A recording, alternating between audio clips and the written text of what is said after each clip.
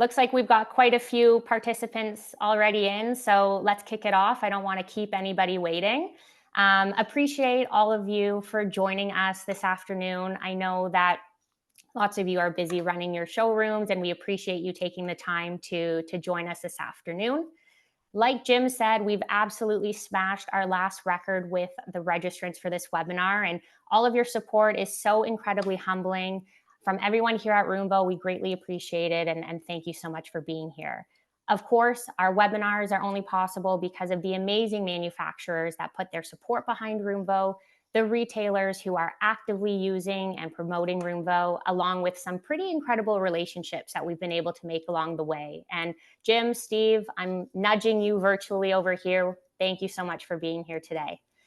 Before we get into the webinar, I wanted to just go over some quick Roomvo housekeeping, some exciting updates that I have for you all today.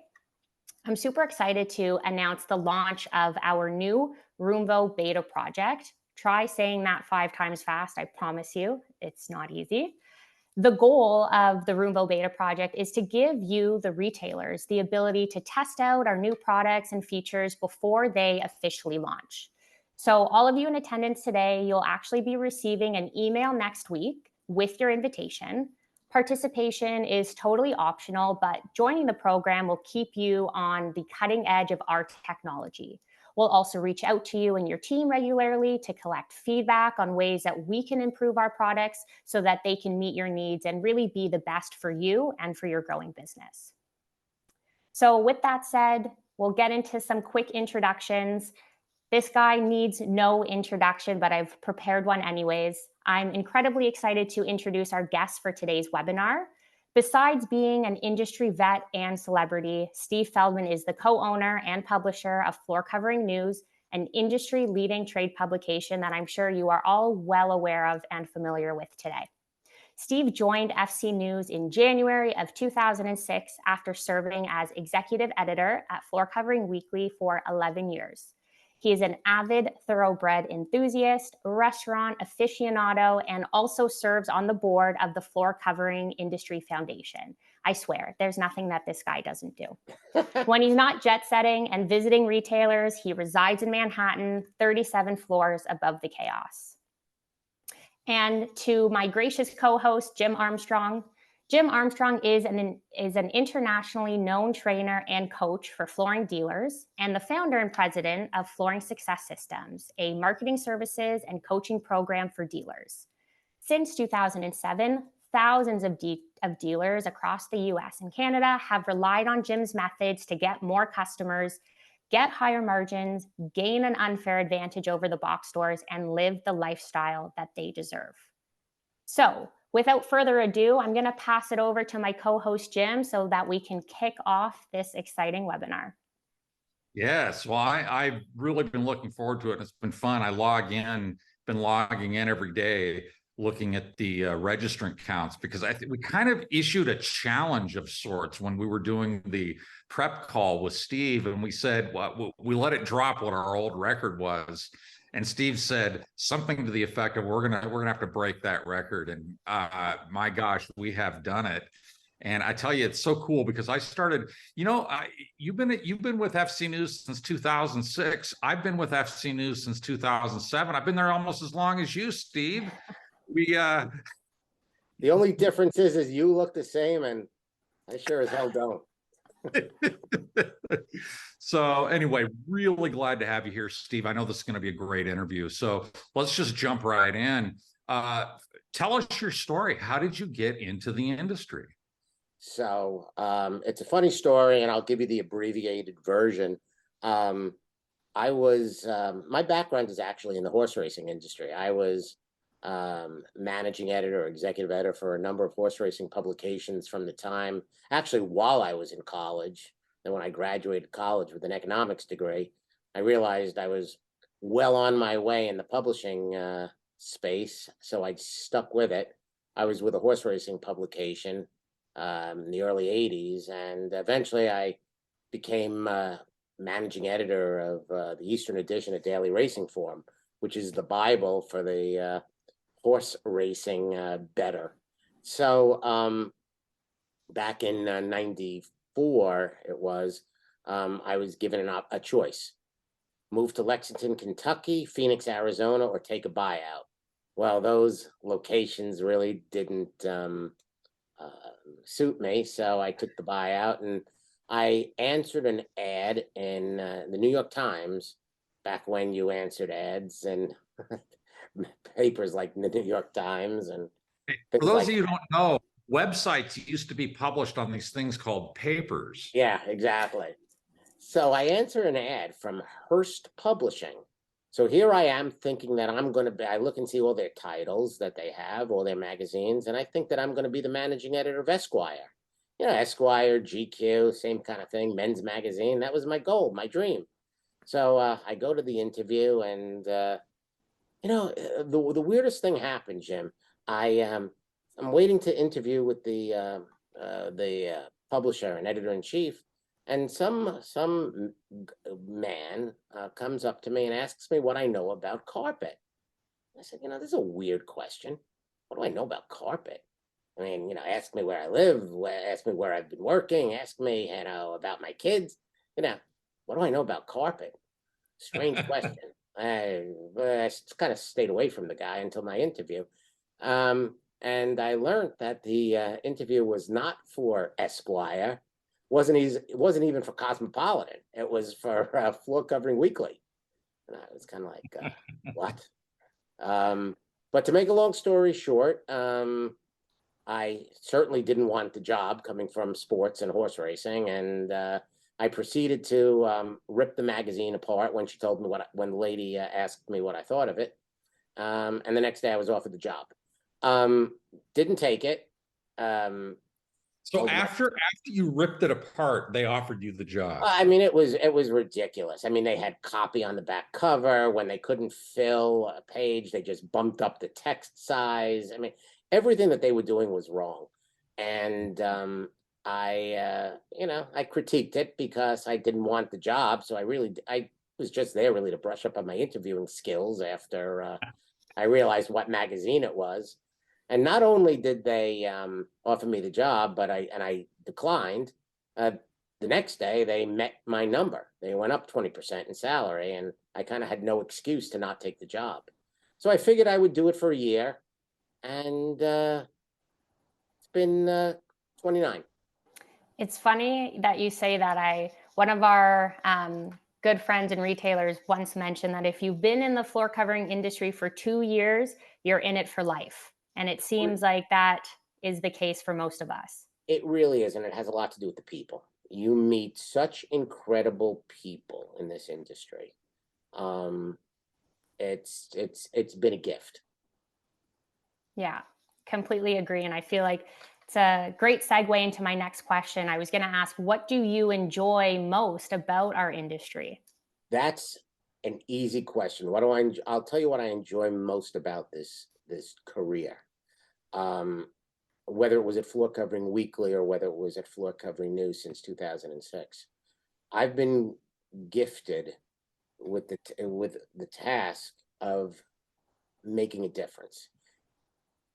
In this role, when you're the publisher or executive editor or editor-in-chief, whatever you are, of a major magazine, you have the ability to make a difference. In our case, it is to make the retailer more profitable and professional. And we do that in a number of ways. We're the conduit from the manufacturer or supplier to that retailer. So we're giving that retailer every tool, in the shed to be successful.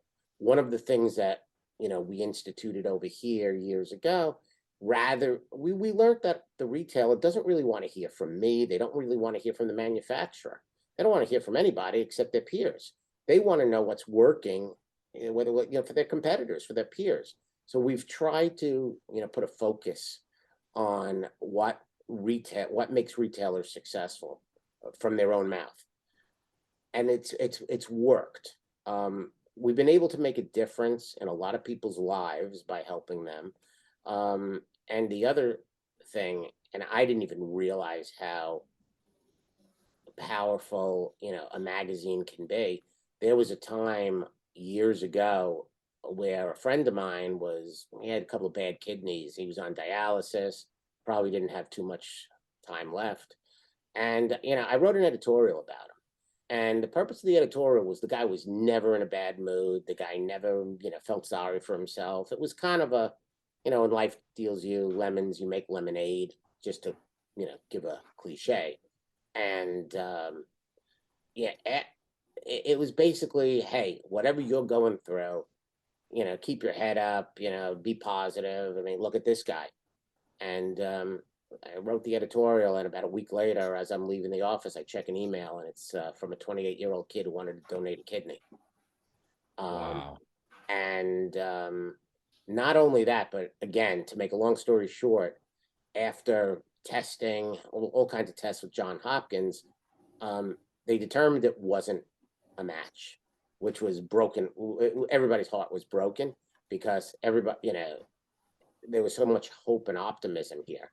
But what Johns Hopkins did was, since the kid was, when I say kid, the kid, guy was, Jess Smothers was the guy's name.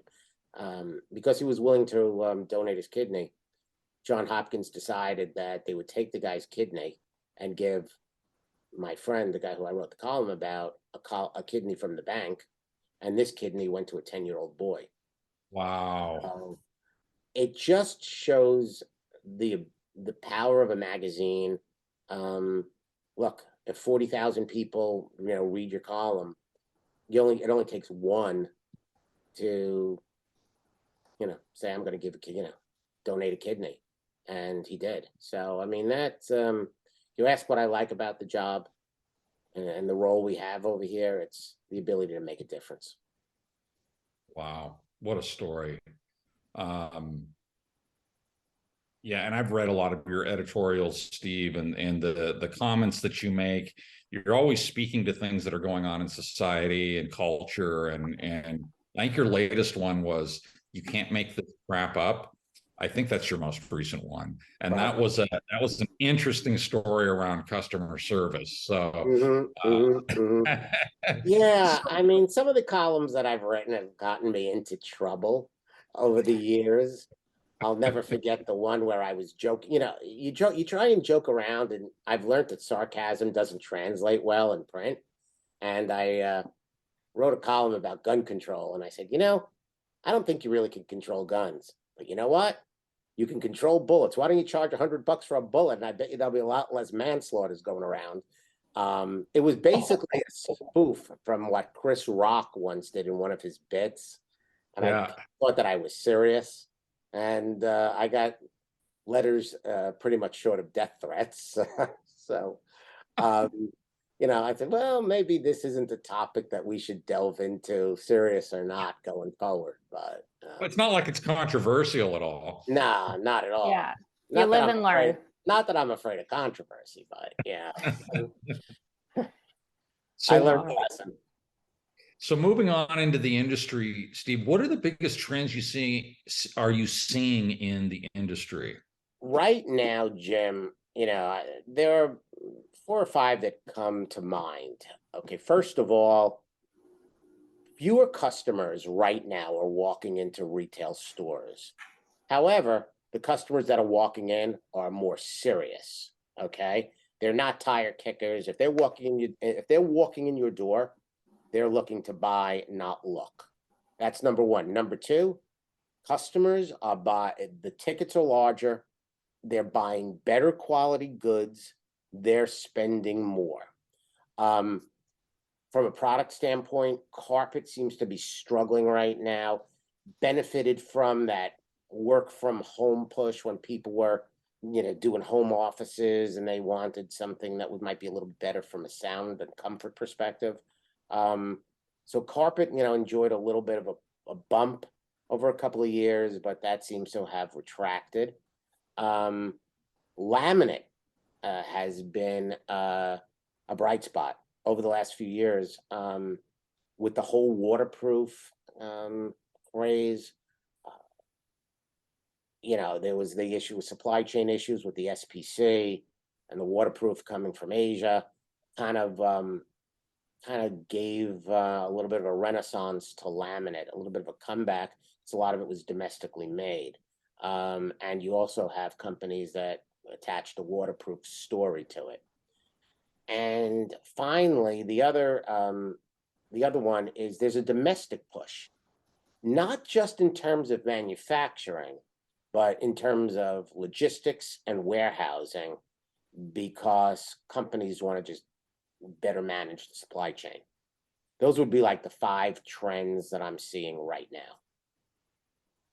Yeah, I mean, I've read a bunch about quite a few manufacturers opening up additional plants throughout the country to be able to better service their customers and their distributors. So, I mean, all around a positive for the retailers. So, speaking of retailers, what are you noticing are some of the greatest challenges that they're facing today? Retailers always have challenges, and there are many, which is it's amazing how successful these guys are, because they face a lot of challenges. And I talk to retailers all the time, and I'm going to tell you some of the things that they've told me. First of all, one of the most recent challenges has to do with terms. Navigating the cancellation of terms on soft goods. It still started by Shaw, then Mohawk, then others. A little bit of a blow to quality retailers. It might have been made possible by industry consolidation. Now, look, I'm sure like the bigger retailers are negotiating that 5%. And by the way, when I talk about terms, used to be if you paid your bill in 10 days, you got a 5% discount. You get an invoice, you pay it within 10 days, 5% off. The carpet mills did away with it. Now, I'm guessing that the bigger boys out there are negotiating 5% discounts on the front end to make up for that, but I'm not sure that the smaller retailer has that leverage. So terms is one. As I mentioned just before, store traffic.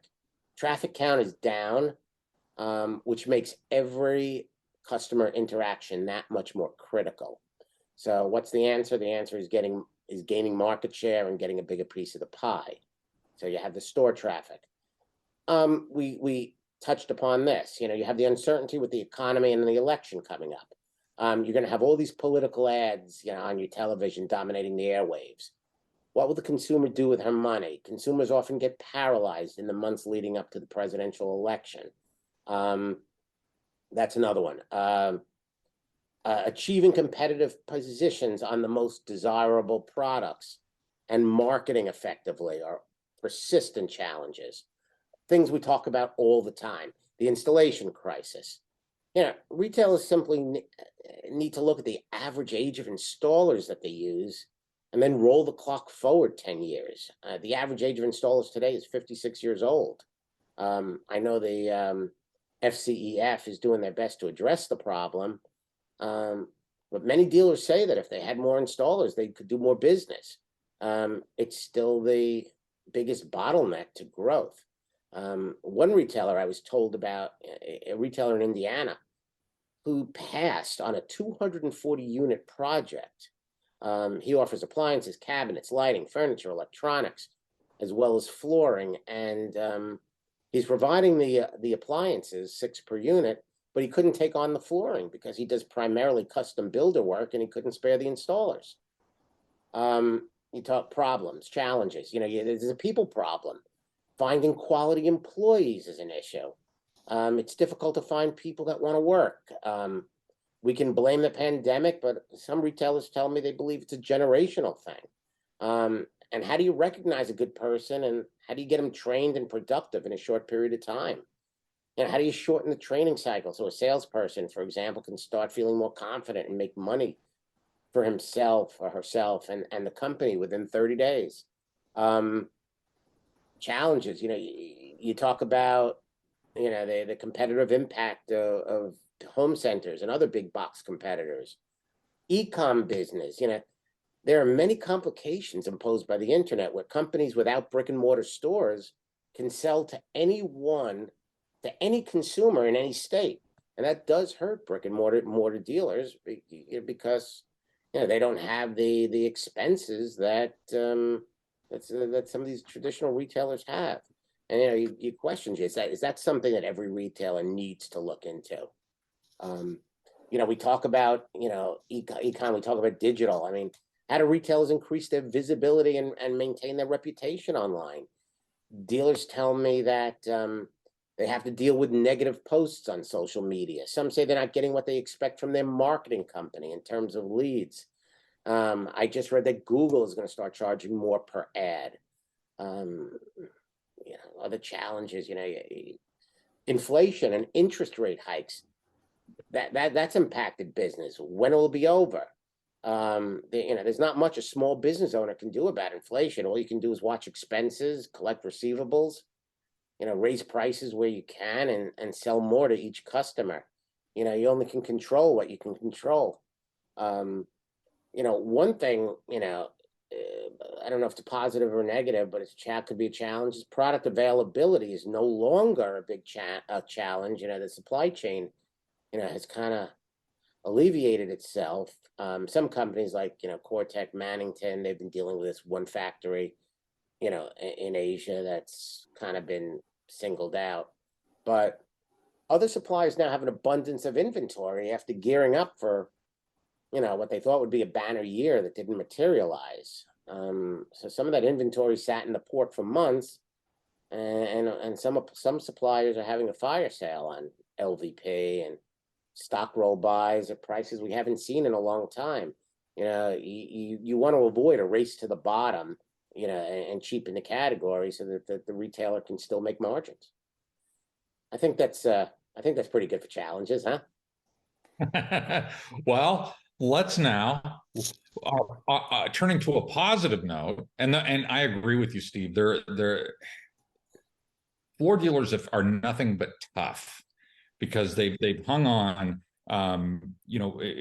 When box stores really rolled across the country, they were category killers, and one category they haven't killed is flooring. There a lot of, you don't see independent electronic stores really much, and I could go down the list, but floor dealers have hung on. What are some of the biggest opportunities for retailers right now? If you're talking about opportunities, I think there are a few. I mean, one, I think, retailers should always be looking to diversify, and you can diversify in a number of different ways. You can diversify through product.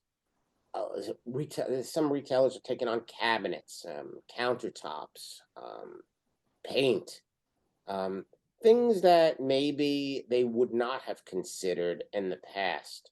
Heck, there are some retailers out there that are doing mattresses. I mean, it's all kinds of different things, but cabinets and countertops seem to be a very popular diversification direction. Segments, you can diversify. I think every retailer should be doing some sort of Main Street commercial. When business is slow, maybe you have a salesperson soliciting, whether it be the local, dentist office or the church or something like that. That's an opportunity.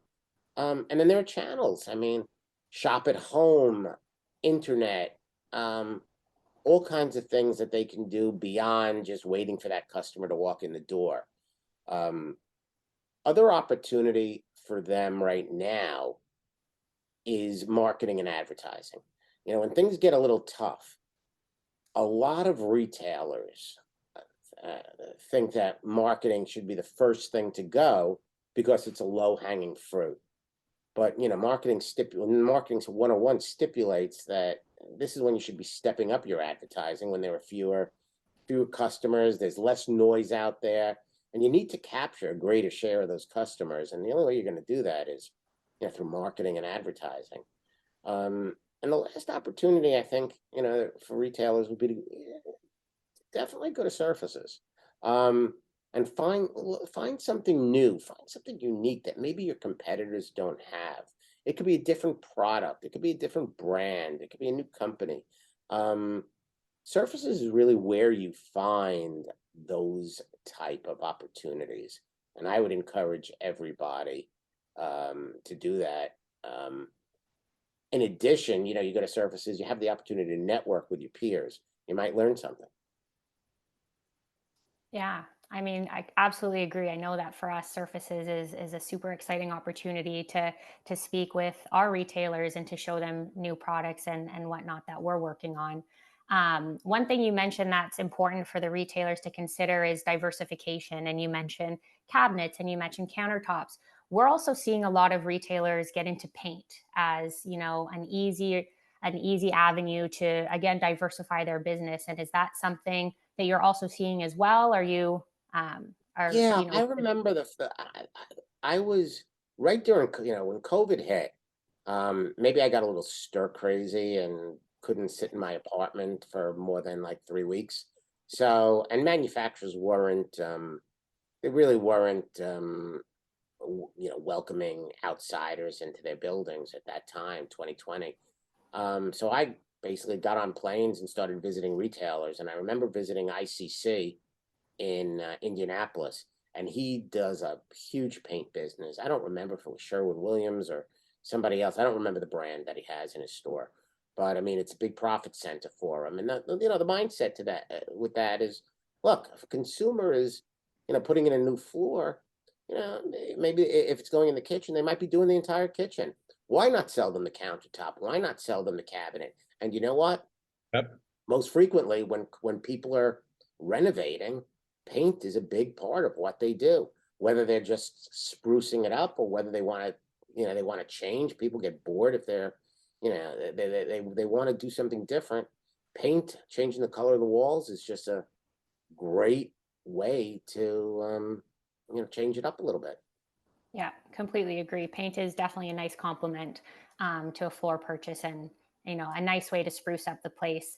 Um, Last question on kind of the industry overall, but how have you seen the industry change over the past few years? And are there any surprises that you've kind of come across that made you think, oh, didn't expect that, or that was pleasant? Well, after so many years on this planet, nothing really surprises me these days, but considering the world we're living in. But um, I'll tell you how I think the industry has changed, and then I'll tell you what the thing that kind of surprised me. First of all, you know, the more shopping from home during COVID. It started during COVID. I guess you're seeing a little less of that with people now going back into stores, but that was a big change. Retailers had to really retool their business to accommodate those people who didn't want to go into the store. Um, Work from home, while we're seeing a little bit of a reduction in that whole work from home craze. Um, I call it insanity, but that's just me. Um, As I this sit work from my home. as I knew Me I was going to too. get that. I Me knew I too. knew that I knew what was coming. I knew I was. That work from home fueled an increase in carpet sales. Like we talked about, with home offices, when you do the home offices, you want a little more comfort. You want a little bit more quiet. Carpet is better for, acoustics and everything like that. So we saw an increase in carpet sales with the work from home craze, home offices. Um, Industry benefited from, all that relocation. Again, has to do with that work from home. If you can work from home, why do you want to be in New York or New Jersey or Michigan or Illinois where, the weather isn't great? You have high tax structures. People were, running to Florida, um, left and right. And to a certain degree, I think you're still seeing some of that more, relocation as people decide they want to work from home or they retire a little bit early. And the other way the industry changed over the last few years is this. I mean, yes, Pete Dosh started it, 11 or 12 years ago with Cortec, but this waterproof craze it's just snowballs. I mean, the size of that SPC WPC market is staggering. It really, really is. So, and that's one of the things that has surprised me. But I'll tell you something. And Jim, you touched on this before. At the end of the day, I think I'm most surprised at the resiliency of the floor covering retailer. They survive recessions, they survive a pandemic, and they actually thrive. Many retailers reinvent themselves, in some instances more than once. They just seem to always find a way to win. The other surprise that for me, is how well the industry has done this year. Especially at the beginning of the year, the end of last year, you listen to the doom and gloom media talking about recession. But what, you couldn't expect another record year after 2021 and 2022. You knew you weren't getting another record year, but I'll tell you what, most retailers that we've spoken to have either met or exceeded their expectations this year. That to me has been a surprise. Yep, I've seen it as well, the retailers that I'm talking to. And, to go back to what you said, when the recession hit, for our coaching clients, we were doing weekly teleconferences to so we could move quickly. And, 8 weeks into that, it became apparent that it was getting new business in wasn't the challenge. It was handling the tsunami of business that took us all by. So I didn't think that was going to happen. I certainly didn't see that coming. I don't think anybody did. Yeah. A lot of people, they benefited from some stimulus money, the PPP money. A lot of people took that opportunity to fix up their homes, especially since they were spending more time in it. Yeah. And the floor covering retailer truly benefited from it. Not just tail end of 2020, but 2021, 2022. I always tell people we are very fortunate that we were in the flooring industry and not the hospitality industry. Yes. Imagine if, you were, dealing with restaurants and hotels and things like that. I mean, they were the people that I had the most sympathy for, just to see the devastation that happened there. I mean, really, I've used that word fortunate quite frequently over the last, 3 years.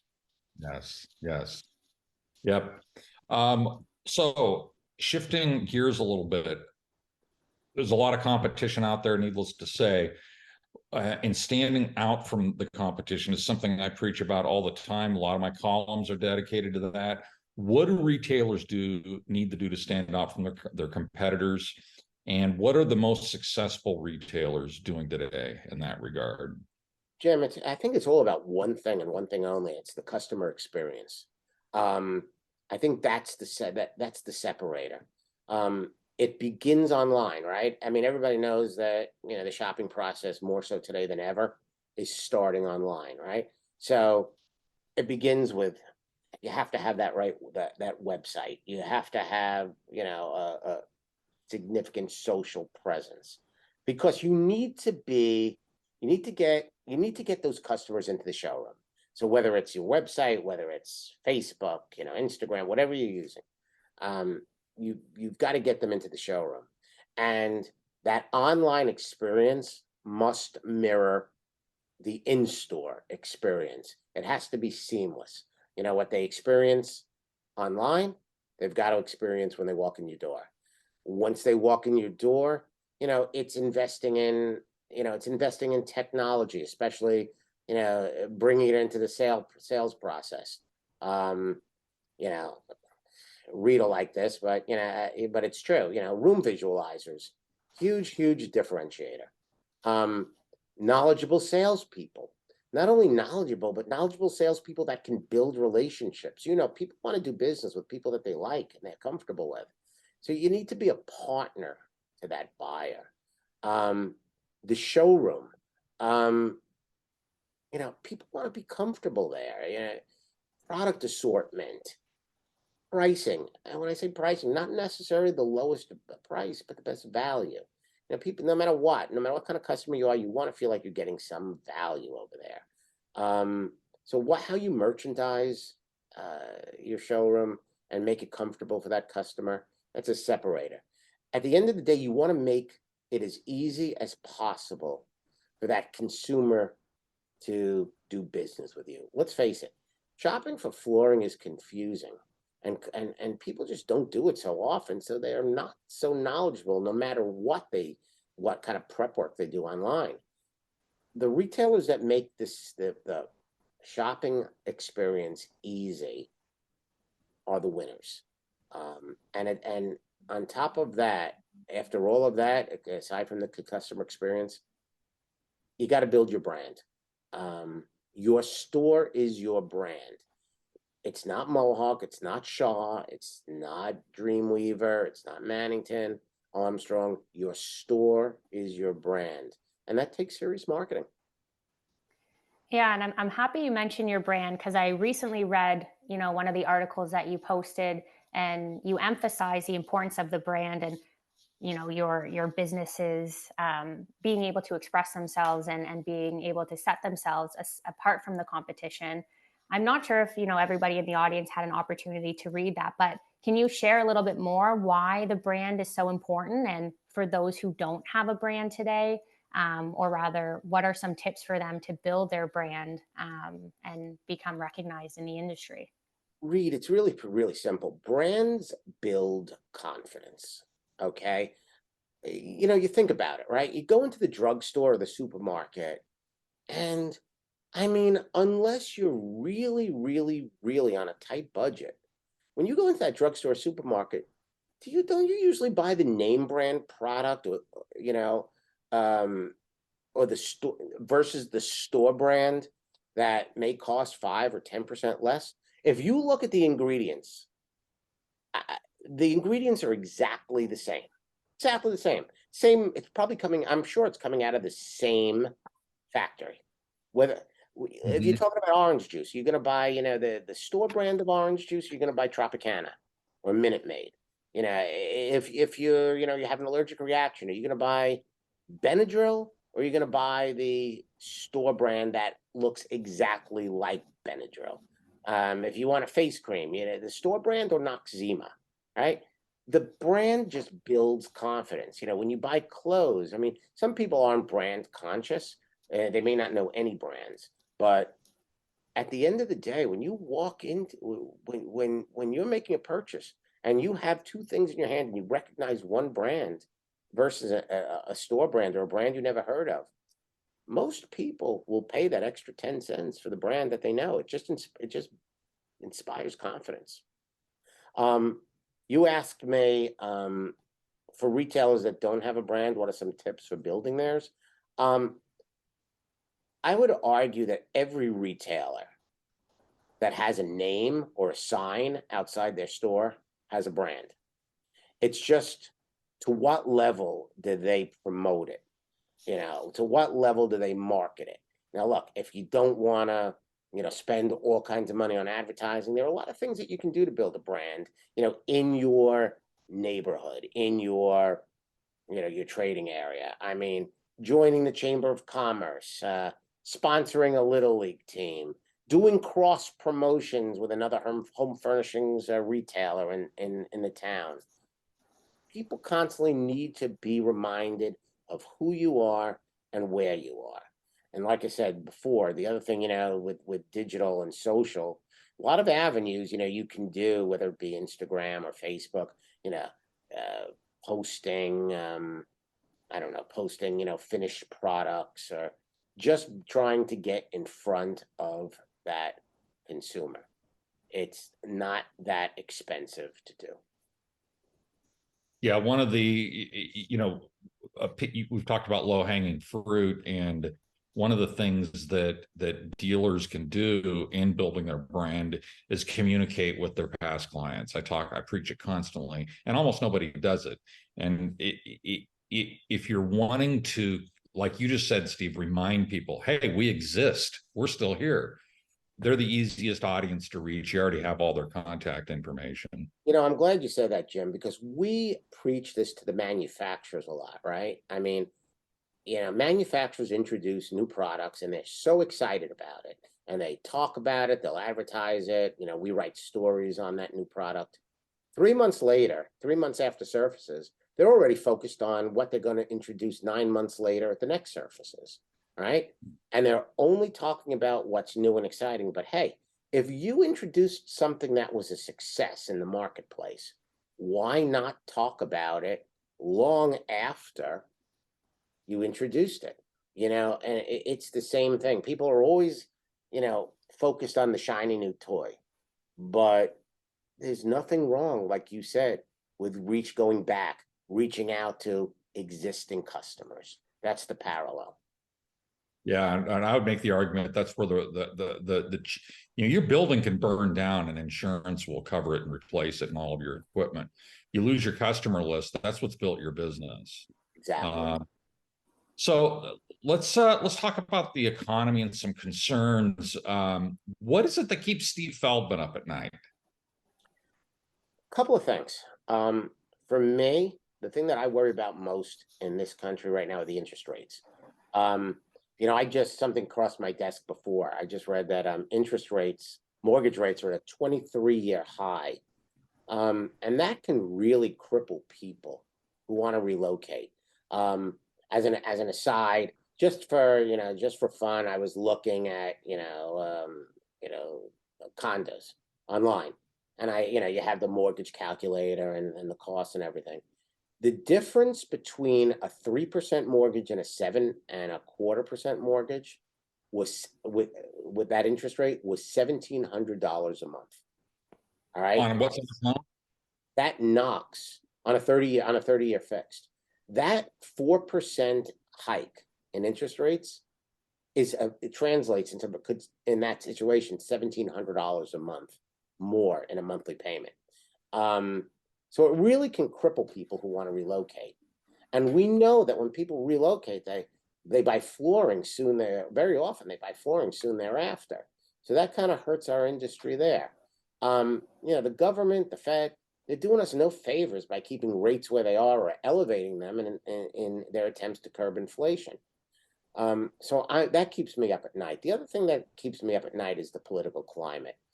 Everyone seems, Jim, today to be the far left or far right. There's no middle ground. There's no compromising. There's no tolerance for other people's opinions if they differ from your own. very tribal. Right? With that, I worry about a potential government shutdown right now and what that means for our country and what that means for our industry. Everything I think about is what it means for our industry because I'm so embedded in it. And along the same lines, I'm concerned about the potential presidential options for next year. There's just too much negativity surrounding both sides, and it makes people nervous.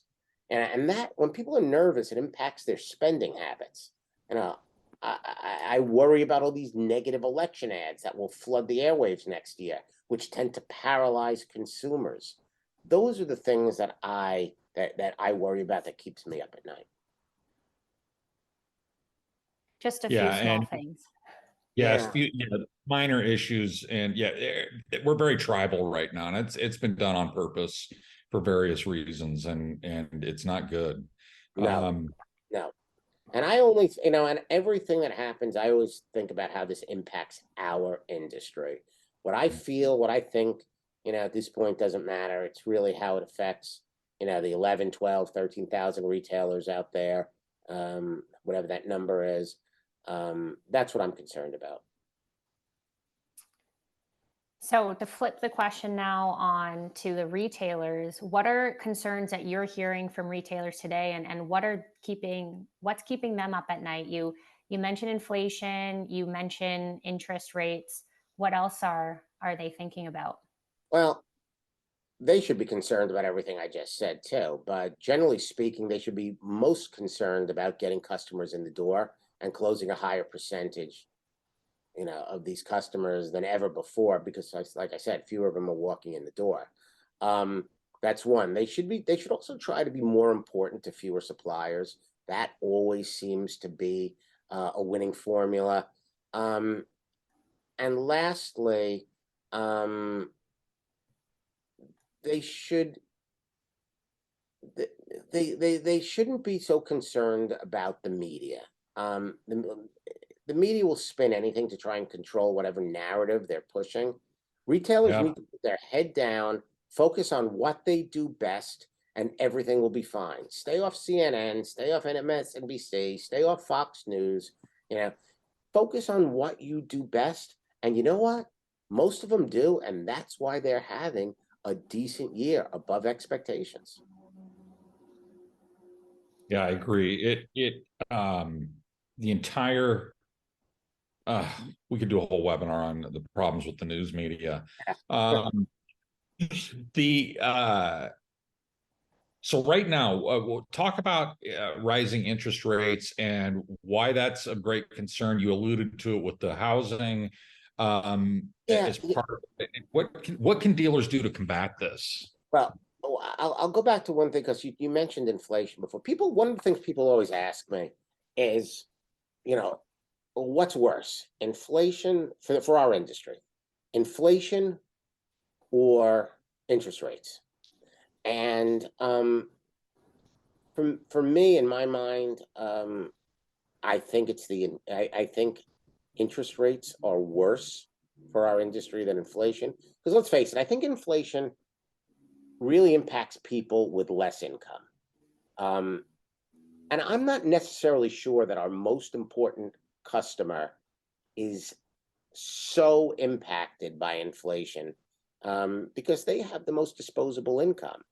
And look, as I mentioned at the outset, when we talked about trends, people are buying better goods, right? That means that the ones that are spending, they're spending more. So our core customer, I don't think really is impacted by inflation as much. I mean, look, we all complain about how everything has increased, but we still fill up our gas tank. We still go to our favorite Italian restaurant in lieu of the Olive Garden. You know, I mean, if you're used to going to, the local place, Mario's, you're not going to say, oh, well, because of inflation, we're going to go to Olive Garden tonight. We still take our vacations, and we're going to stay at the resort, not Hampton Inn. And if our customer wants to fix up her home, she's still going to do it. What I really think, Jim and Reed, the biggest issue, and I don't think people talk about it enough, aside from the interest rates, is the stock market. I always watch the stock market. When the stock market tanks, that's when the older customer, the wealthier person, gets nervous, thinks twice about spending, because they see their portfolios and their net worth decline, especially if they're close to retirement age or they are retired. I worry, I find that our customer talks about the stock market more than anything else. And look, with that said, it's inarguable that fewer customers are coming through the door, but I think that what we've lost is that value-seeking customer for the time being.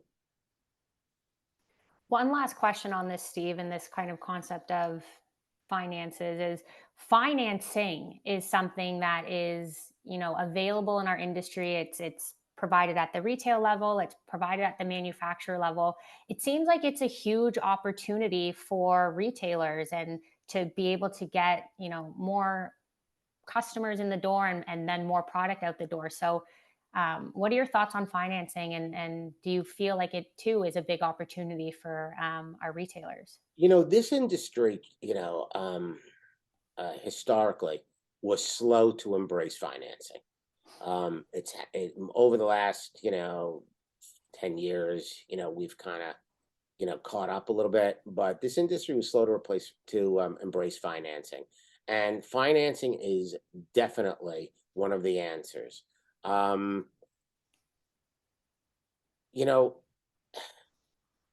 a lot of programs out there, but at the end of the day, it's all about the monthly payment. And it's no different than buying or leasing a car. Most of us don't even know what the sticker was on our car a few months after we bought it or leased it. All we know is the monthly payment, and we tend to buy what we can afford in that payment. Same thing with a house, right? I don't think it's about the cost of the house. I think it's or the taxes. It's what my monthly payment will be. And I think dealers need to push financing as much as they can and sell that, not the total cost of that flooring plus installation, but to sell that monthly payment and to make that monthly payment affordable. Just like when you when you buy or lease a car. I can't tell you how many times, I've been, with at the dealer, and it's been about, okay, this is the maximum that I can pay per month. What can you do? Yeah, I like that perspective a lot. It makes it, that payment a lot more digestible when you think about it, let's say in 12 months versus, one large sum upfront. So um, it's great that financing is available in the industry, and it seems like there is this huge opportunity for retailers to take advantage of it and start pushing it more to their customers. Yeah, I was you were in horse publications before flooring. I was in the mortgage business, and that it all boiled down to the monthly payment. So I agree with you there. Okay, so what we're going to do now is we're going to open it up to Q&A. We're getting towards the end of our time together. So if you have a question for Steve, put it in the Q&A box now. And while we're waiting for those questions to roll in, let's do kind of a lightning round of questions with Steve. Steve, what are you most optimistic about for the flooring industry? Most optimistic. For the industry follows an economic firm out of New Hampshire called ITR Economics. You'll find them at a lot of the organization, a lot of NAFCD, some of the buying groups have these guys. They boast a 98% accuracy rate, because they're completely unbiased. They only look at certain statistics, certain indicators, certain trends, and basically they know, based upon what's happened in the past, what's going to happen in the future. Okay. And for the most part, they predict, and this is what I'm optimistic about, they predict a pretty good next 6 years. Maybe with a bump or two in the road, maybe a mild recession here or there. And just remember, the definition of a recession is 2 negative quarters of GDP growth. So, that may not. But that definition, we already hit it. So, it may not necessarily impact your business, but, there could be a bump or two in the road, mild recession here or there. But they predict a strong a good 6-year runway, as long as the Fed stops raising interest rates. That seems to be the only X factor to this, projection. So why do you say only 6 years? Good question. Not the answer people are going to want to hear, but good question. The experts at ITR and some other economic firms have forecasted, and I hate to use this word, but not a recession, but a depression around 2030. And here's why. Again, this is all based on pure statistics. Number one, aging population, demographics. Aging population is a global issue. Many countries are projected to have the highest percentage of their population in the 40 to 64 age group, or 65 and over age group, starting in 2030. What does that mean? The older generation won't have as large of a younger customer, a younger base as it has in the past to support it by paying a larger share of taxes. And having fewer younger people may also lead to significant labor problems. That's one. Number two, healthcare costs. Aging population, the number of people needing and receiving social security benefits and healthcare increases. In fact, healthcare expenditures are rising faster than GDP. In 2020, there were 62 million Medicare recipients. By 2030, it's expected that there'll be a staggering 80 million Medicare recipients. That means healthcare costs will continue to rise with future inflation. Entitlements. Entitlement programs have been running above tax receipts since 2008. There just isn't going to be enough funding for programs like Social Security, Medicare, prescription drug assistance, and then inflation. Federal deficit spending is going to be a common trend, you know, in this decade, with the decline in the value of the US dollar being the likely consequence. When the US dollar is weakened, you get higher inflation. And then the last thing, you know, is national debt. Right now, our debt is above $30 trillion, and it's going to grow as a percentage of GDP. And in the inevitable increase in interest payments on the debt, you know, you have an untenable situation, you know, regarding the financial health of the economy. You know, leading up to 2030, ITR projects no changes in policy that would have a large impact on fixing our debt issues. So when you combine the demographics and the healthcare costs and entitlement programs, inflation, the debt, doesn't look good for 2030. That's really depressing. Sorry. You know, yes, I mean, I'm honest, I'm transparent. Yes, You know? you are. I mean, And it does, but you know, again, I mean, we talk about it, but it doesn't mean it's not a doom and gloom situation. If you follow these guys, you know, they're out there, they can tell you how to prepare, and the things that every retailer and every person needs to do, so that it's not going to be like 1929 when people are sitting on the street corner, homeless. It's not going to be like that. That's how we remember the Depression. But it's, you know, there are things that we can do to prepare over the next 6 years to lessen its severity. well, that's the good news is put yourself in the strongest position possible, and there's time to do it. So absolutely. What do you love most about the flooring industry? Oh, that's easy. Oh, the people. Just amazing, amazing people, hardworking people, entrepreneurs, and I respect the heck out of them. They work hard. You know, the flooring industry has not only become my career, but it's also become my social life. I've developed so many friendships. Basically 90% of my friendships in this world are within the flooring industry. So, and it's amazing, you know. I said I did this for 1 year back in 1994, and it's been 29 plus. Yep. Jim, it looks like we've got some questions that came through the Q&A. So I know that we're almost at time, so I want to make sure that we can at least get to some of them. Okay. Steve, are you able to hang on for a little bit while we get to some of these questions? Sure. I'm a little scared at this point now, but okay. All right, let's see what we've got here.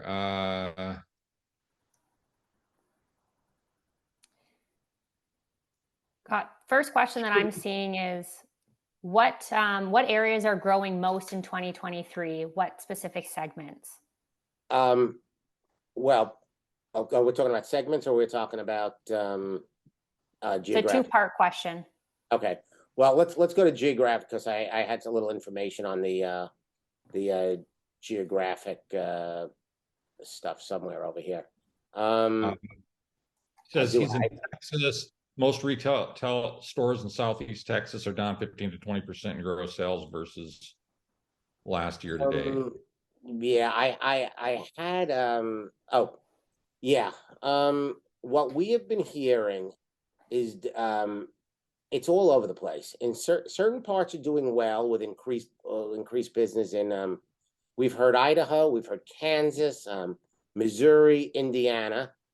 We've heard areas down like Denver, Wisconsin, Michigan, Illinois. Those are some of the areas that we heard aren't doing so well. But here's the interesting thing, Jim. Some of these people have told us that they saw traffic picking up again in August and now September. And you know what? You know what that could be about? I remember a lot of times people would not spend so much on their homes in the summer because, you know, the kids were at camp, they were taking vacations. Again, this whole theory got suspended, you know, during COVID. But generally speaking, people you see a little pickup once those kids go back to school. So that could be what this is all about. And if you're asking me about segments in terms of product, or segments, the products, you know, again, carpet a little bit down, or maybe a lot down, laminate, SPC, you know, pricing, you know, you're going to see a dip in dollars because prices went up so much last year because of the supply chain issues. So you're going to see a dip in dollars. I'm guessing volume is going to be somewhere flat, maybe up, you know, a small percentage. I spoke to some manufacturers when you talk about channels and everything like that. They're telling me that new builder is okay, but the problem is that that's very commoditized flooring. I've also heard that commercial is slowing down a little bit right now. Okay. Here's one that's kind of interesting. Does flooring have room for disruptive innovation, or is it mostly going to be incremental innovation? I think it's going to be incremental. I mean, you know, every once in a while, you know, the disruption comes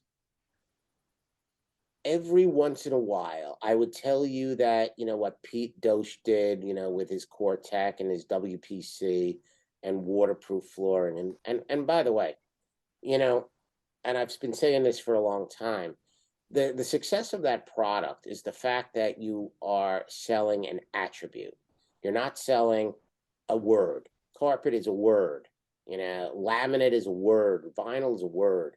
But when you start talking about things like waterproof, all right, I mean, it's an attribute, all right? It reminded me of 1986. This is before I came into the industry, with Stainmaster.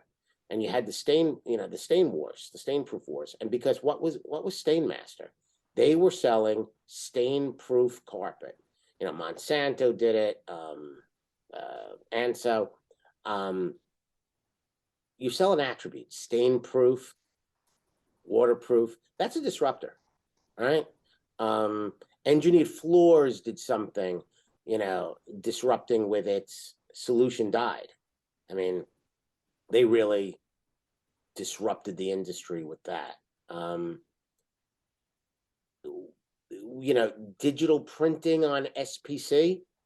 I don't necessarily call that as disruptive, as probably more incremental. Just makes the product look a little bit better. Fewer repeats. But yeah, I mean, disruptive technology doesn't come along every day. Yeah. Here's Chris asks, what are your predictions for the trade show season? Will attendance hit pre-COVID numbers? And we have a question along with that as well. What can we expect at Surfaces? Okay, so it's funny. The two things are related. First of all, I'm close with the Surfaces people. I think you're going to be surprised to learn that the show is almost sold out. It was a great show last year, Jim. But if you remember, you know, they kind of like started at like, you know, row 300. You know, they weren't really against the wall. Okay. I'm being told that the show is almost sold out for next year. Wow. I'm also thinking that attendance will be as good or better than last year. Now, whether it's a week earlier this year, I don't know how that plays out. It's also a Wednesday, Thursday, Friday instead of a Tuesday, Wednesday, Thursday. I know you have Formula One coming in that weekend. I know you have the Super Bowl the following weekend. I don't know if that has any impact whatsoever. And I can also say, I don't know what the impact was last year because you had about 5 home furnishing shows going on at once out in Vegas. I don't know. It's not like that this year. I don't know how that will impact attendance, but I do believe that retailers, the good retailers out there, are looking for an edge, right?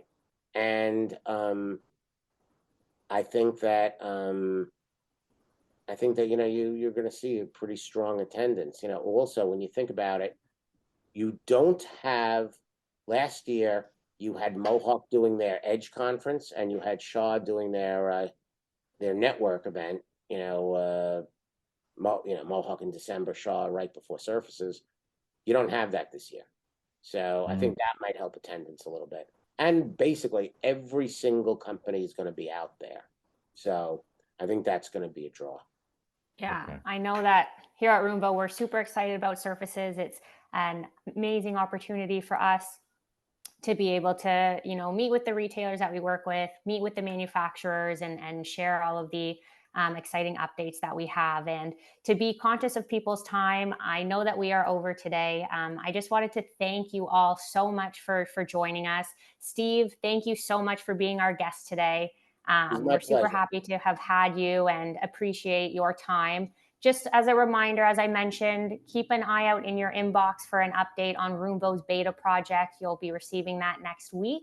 And if you'd like to participate, we'd like to have you all join. So again, thank you so much for all being here. We'll post a recording of our webinar on YouTube so that you'll have access to it to share with your colleagues. And enjoy the rest of your evening, everyone.